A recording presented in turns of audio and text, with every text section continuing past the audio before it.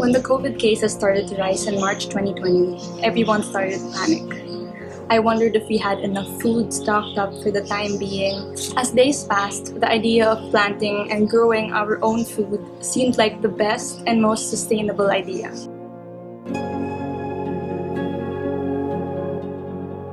My family and I started staying out in our garden more to experiment on planting different vegetables.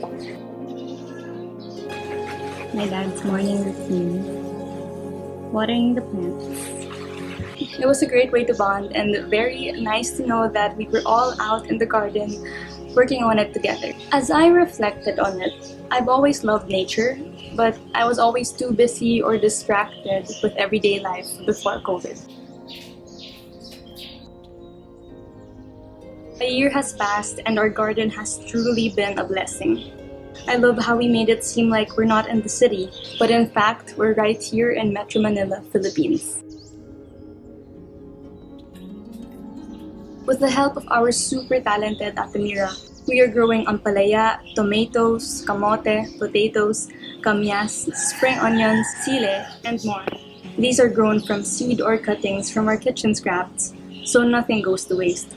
What we're trying to implement is an organic garden, so we do not use any harmful chemicals or any pesticides for this. It really is such a treat to harvest vegetables every morning. It's such a nice feeling to start the day. To this day, one of my favorite life discoveries is the importance of making our own organic compost. This part of the garden isn't that beautiful, but it is very effective and it does what it has to do. You just have to find a way to make it look better than this. But I'm very proud to say that these pots are all filled with compost, all finished and filled at different times, because once it reaches the top, you have to start counting for months. So these plants actually, they're not supposed to grow here, but since the soil was so rich, we used it as a nursery for our flowering plants, which I'll be sharing another time.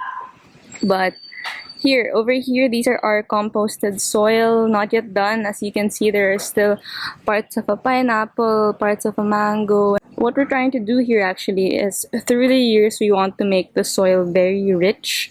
So it is also a composting area. It actually smells very pleasant. We don't smell anything bad. As you can see, everything goes here. Our tissue paper from our toilets, the tissue rolls, cardboard boxes, cereal boxes, everything that can be recycled are all here. And hopefully in the next years, the quality of soil will really be great so that it can make our fruit-bearing trees bear lots of fruit. And we'll have healthy food and healthy people. When I watched Kiss the Earth on Netflix, I was so surprised to know that it not only helps us keep healthy, but it's also our small way of preventing climate change.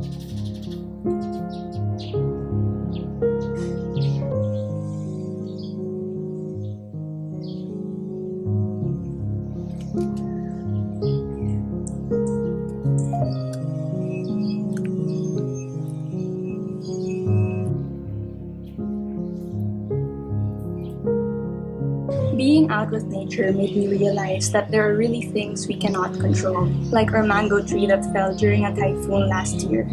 Our tree has really given us so much through the years, and I'll always be thankful for it. One thing that truly made me happy during the lockdown is the passion project that I started.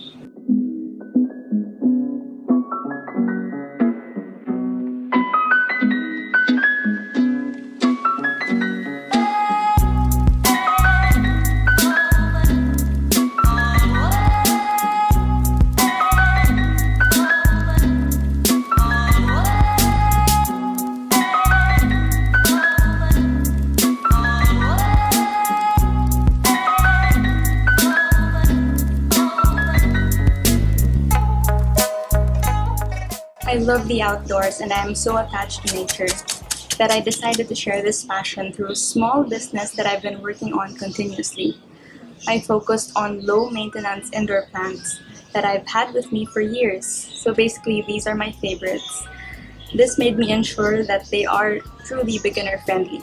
I propagate, plant, filter, pot, and pack these plants. Over here is my potting station. It is not at its finest right now. So from our composting area that I showed earlier, we transferred it to the sack. And as you can see, the soil is so black. This is the result of our leftovers mixed with leaves and regular soil. It's beautiful. It's so good for the plant.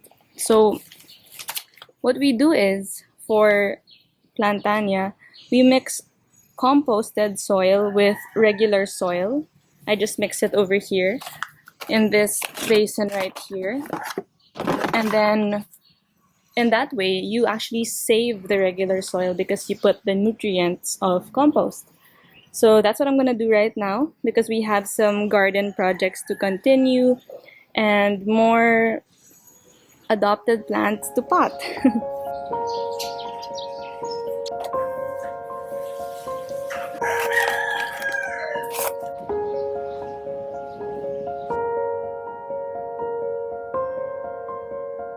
Some eggshells actually haven't been decomposed completely yet, but that's fine.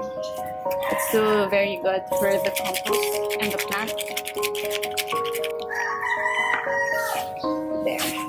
You can see the difference in the mixture and the color as I continue to mix it all together. The whole process really requires me to get my hands dirty, and it takes time and patience since I grow everything here. At first, I did this all by myself.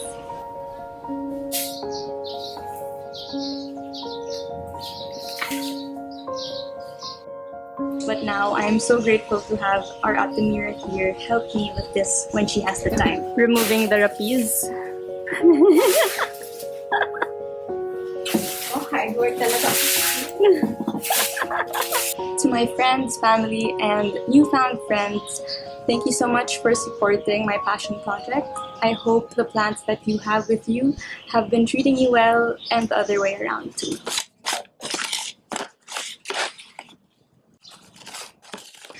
When I'm out here, it's not only my brain working, but my hands too. And I realized throughout this lockdown that it's actually my own way of relaxing. Of course, the food that we grow is not enough. We still buy outside, we still buy from the groceries, but it's a start, and I'm really proud of it.